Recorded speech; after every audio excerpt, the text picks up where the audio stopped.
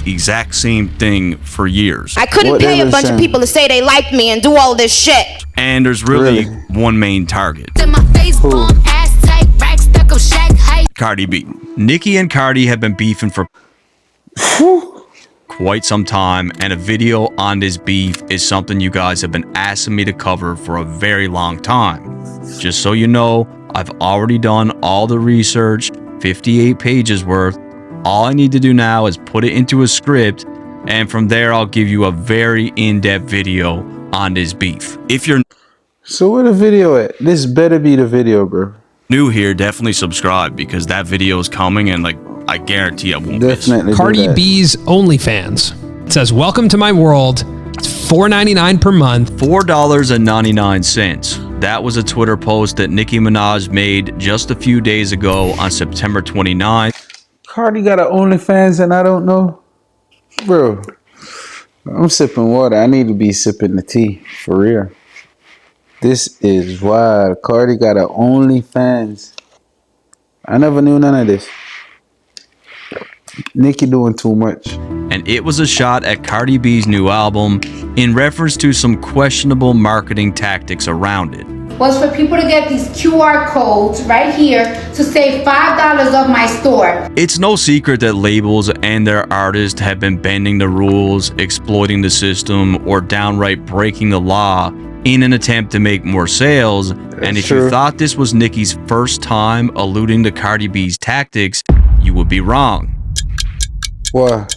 In August of 2018, Nicki was gearing up to drop her new album, Queen, and in an interview with Funk Flex, she alluded to how certain people are paying for song plays. All of them pay for song to be played. I think all of them. Let's go back. System or downright breaking the law in an attempt to make more sales. And if you thought this was Nicki's first time alluding to Cardi B's tactics, you would be wrong.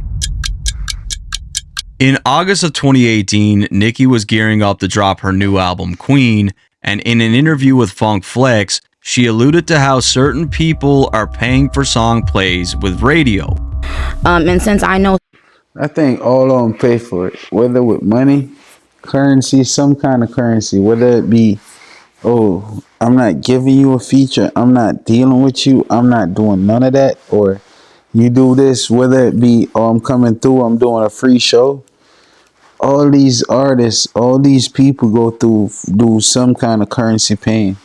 So I don't never understand that payola stuff. It's kind of wishy-washy. It's like a yin-yang, who you want to win.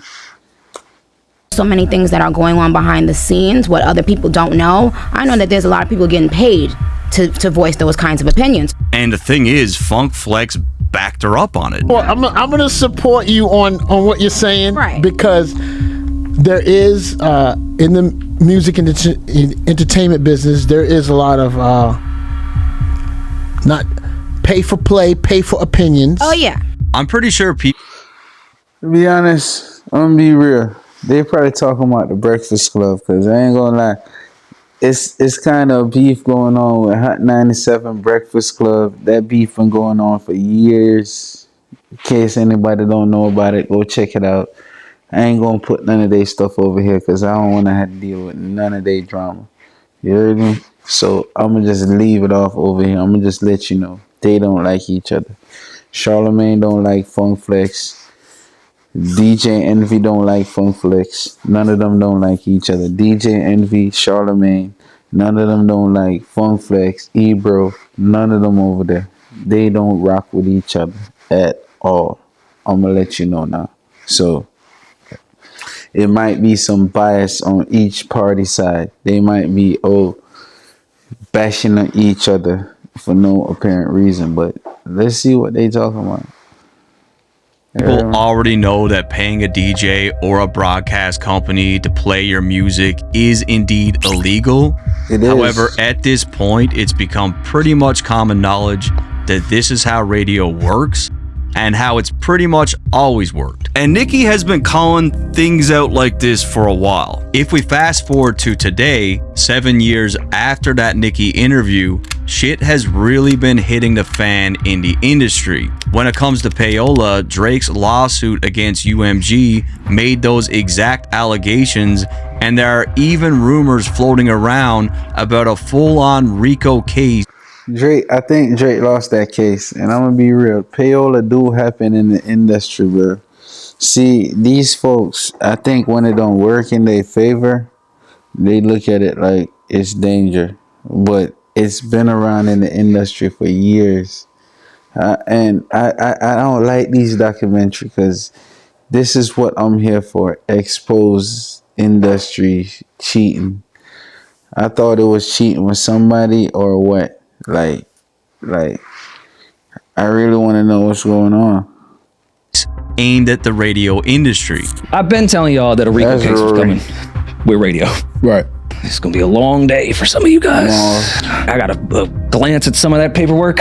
There's some crazy fucking names in there. This is legitimately a RICO money laundering situation between the 3 major labels and the biggest radio conglomerate in the world. So it even goes beyond payola, because apparently they're laundering money. But I mean, that's a testament to perhaps how shady things can get. Anyways, in that Funk Flex interview, Nicki didn't mention any names, but just the very next day, Funk Flex decided to do just that. In an Instagram post, Flex said the following: "Let's be clear, Cardi's team and many other..." If you want Funk Flex is like a basket. If you want to hold something in, don't let them know it. Don't let them know it. And I think that's all a strategic team plan to let all that go there. That's all what you'll call that. A part of the rollout or something. I bet you Nicki had an album dropping soon when this came out, or Cardi or somebody. That's how the industry works. Put you up on a secret in case you didn't know. Most of the stuff you see is planned. The beefs is planned. Friendships is planned. Relationships is planned. A lot of them.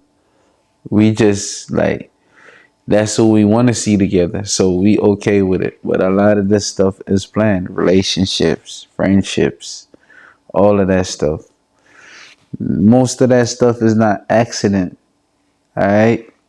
So him jumping out the next day, I'm pretty sure he called Nicki or somebody, knew that was coming out. I mean, I know he ain't just jump out the window, but they knew that was a strategic move to bring it to Funk Flex so he could speak. But let's be clear, Cardi B's team and many other artists is in the beginning of careers pay DJs to play and they are hot. Since I never took a penny from a rapper, I'm not scared to speak on it. I have emails I've gotten from labels over the bro. That's normal. When an artist is trying to get popping, they gonna pay money. I ain't rocking with Cardi. I thought this was some cheating stuff, because you wanna know why? As a man, I always kind of rock with Cardi because I'm like, yeah, Cardi is stick with Offset through a lot of stuff. And, you know what I mean? I don't know, bruh. I don't want to come off as that guy where my thumbnails seem misleading. But that's what this guy said. Every time Cardi cheated or Nicki exposed Cardi cheating in the industry. Like, I thought it was... she was messing with somebody before Offset. But, you know what I mean? I could be slow at times. But let's go. Artists pay DJs to play records and say that they're hot. I have emails I've gotten from labels over the years with names and figures. And to this Cardi far back. You can't buy that shit. You can't buy people showing you generous love. You just can't buy that. You can't buy people's love. Facts. I think people really do rock with Cardi. That Latino nation really do rock with Cardi. Cardi do have a solid fan base. No matter how we try to go around that stuff, Cardi got a solid fan base. Nicki got a solid fan base. Both of them good artists. I wish they could do a real good song, like a song together, where it's not like manufactured or no. I bet you AI could build a better song than the one that they got together. I'm telling you, AI could build a better song than the one they got together. It's like, what's the need of this? Look at this. Just pure drama. And that's one thing that I have. I have people that love me. Keep in mind, Nicki at this point did not say Cardi's name. However, just 2 weeks later, everything exploded with what's now one of the most viral moments in female hip-hop history, the infamous Fashion Week shoe throwing bonanza. Now Nicki takes the gloves off. Just 2 days after the incident, Nicki jumped on Queen Radio for a 2.5-hour episode where she unleashed on Cardi B and aired everything out. And now when it comes to payola, she makes it clear that Cardi is one of the people that's been doing it. Because she has built her career off of sympathy and payola. I remember this interview right here. I think she did a Joe Budden interview, like a little bit after this. She did a Joe Budden. She did. I ain't even questioning. She did one right, like a little bit after, because she did her own. She had her own Queen Radio going. Is that still going? Queen Radio? Is that still a thing? For context, one of the companies at the center of a federal investigation right now is iHeartMedia, which owns The Breakfast Club. Now, in 2017, for whatever reason, Charlemagne the God was very influential in pushing Cardi B. He spoke favorably about her every chance that he could get, and he even ran a Get Cardi B to #1 for the Culture campaign. I'm not sure why he went to such great lengths to get Bodak. I ain't asking for too much comment. You think Charlemagne an industry plant, bro? Like, he's so influential on stuff that, like, he just came out of nowhere, disrespected everybody, and got past a lot of stuff. That seemed like an industry plant type of behavior. I'm not saying he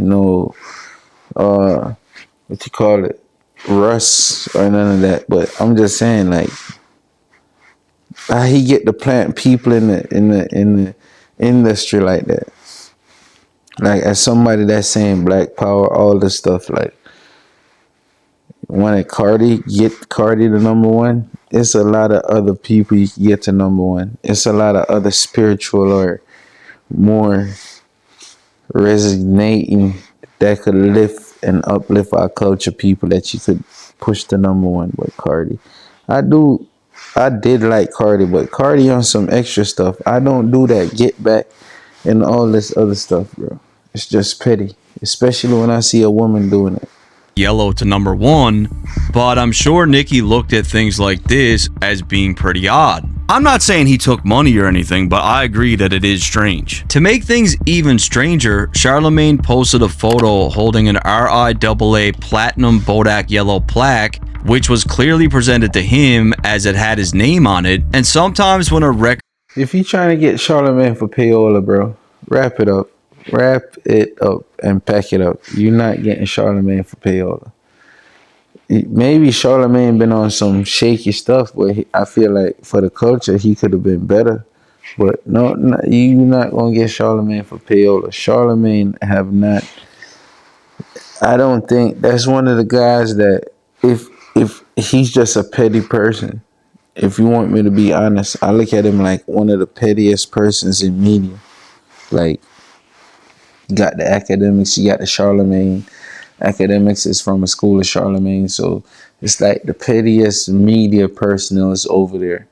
So that's just how I look at it. They have that thing about them. Maybe Nicki didn't do a favor, and they look at it like, oh, this is their get back. Let's propel Cardi. Remember where Cardi started? Cardi started with love and hip hop. Cardi didn't start in the music industry. She didn't start right there. She started as a stripper. She got on love and hip hop. It popped off for her, and it made sense. And like a lot of people, you gotta believe in her stuff and respect it. And that's why I was one of the folks that was like, okay, Cardi is good for the culture because she wasn't trying to push her stripper history on the culture. But after a while, it became clear. You can't save these females, bro. You better off saving money. Don't try to save a woman, save money. Save money, save money. You can't save a woman, save money. Remember that part. Let's go. Hits a big milestone like this, the label or artist will gift plaques to the stations that help break the record. It doesn't mean that Charlemagne was paid, but it's definitely Atlantic's way of saying, thank you, you were a big part of this record's success. And other people in the industry start to notice this and they call it out. Once again, Rory Farrell spoke out, and this was back when he was still on the Joe Budden podcast, calling out Atlantic Records, Cardi's label, insinuating that they were cutting checks. This guy looked like he related to Rory. Promo. You need to talk to Ian because Atlantic is giving the money up for this promotion. You needed to get on that payroll. They are, right? Come on. She hosted Jimmy Fallon. Word. Yeah, I'm not even mad at that, but It was great. Charlemagne's got to give it up. Charlemagne has got to admit that he works for Atlantic, man. Why would he do? Charlemagne gets a lot of corporate checks, man. He just Charlemagne sent like the fully automatic. What people gotta understand, Charlemagne do a lot of background work. Like, just that when you're successful, you're gonna get a lot of deals. You can't disclose a lot of your deals. You're gonna have NDAs and a lot of stuff that you gotta sign. That's just a part of business and life. And these guys act like they don't know that. That's just a part of it.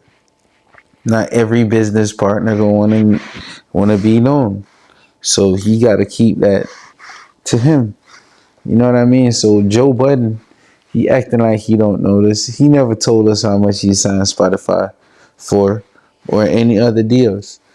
These people don't do it, so don't expect the next person to do it. And that's the thing. And like I said, man, Cardi and Offset, it's kind of bittersweet seeing a good couple with multiple kids, 3-4 kids together, and Cardi go be with somebody that's not even money. Because when I say worth, I don't talk about money, I talk about morals. Cardi could do way better, bro. Look at me.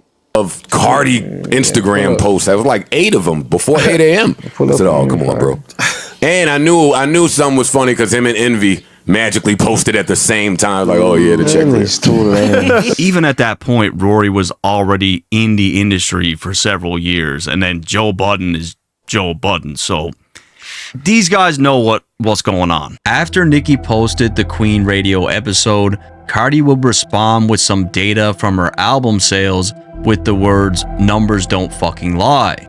I really don't think she understood at the time that in this industry, numbers absolutely lie, because numbers do lie. Numbers do lie. You could buy views. You could do all of that. Let me hear what Buddy's saying. Because, I mean, we're at the point now where we don't even know what to believe anymore. It's that bad. Anyway, several weeks would pass where even more drama ensued, and this time Cardi B had enough, and she took to Instagram to give her side of the story. And this is where she denies the payola stuff. So why is it that when people want to listen to me, you cannot believe it, that I gotta be cheating for that? My new single came out called Money, right? And yeah, it's doing so good on Apple. It's actually #1 on the top charts, all genres on Apple.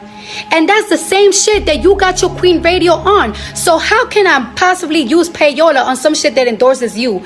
Man, is you shitting me? And with all this, I got to be honest, Cardi B isn't making... I'm gonna be real. Cardi B make good music to a lot of females, and she's Latina. Her music, her people is the masses.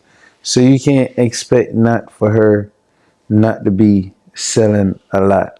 So that's what I'm saying. Like, a lot of folks, I'm not the type that's gonna come on here and gaslight y'all and be like, oh, Cardi is doing this, cheating, all this stuff. No, it's just reality. We all need to face reality sometimes. Not saying that Nicki not a bad person, not a bad artist. Nicki is a great artist, one of the best females artists to touch the mic. But Cardi, Maybe she is paying. She was paying in the past, but I don't think that, like, after you make it to a certain level, all that payola, paying this, paying that, paying this, paying that, you just selling your soul. That's all I'm saying. Much sense, as she responds to Nicki's payola allegations by flexing her Apple Music numbers. However, this didn't address the accusation at all. Apple is a streaming platform, while Nicki was specifically talking about radio pay for play, and obviously these are two completely different things. Cardi's pretty new at this point to the industry, right? So even if the label is paying radio, I don't think she probably doesn't know anything about Facts. it. At this point, the beef between them is solidified. It's not an industry gimmick. These two women genuinely do not like each other, and the subliminal shots and Twitter wars have gone on for years. One of Nicki's main criticisms for Cardi is that she doesn't write her own music. Yeah, we know Cardi doing right here stuff. Finally returns with the follow-up album, Am I the Drama?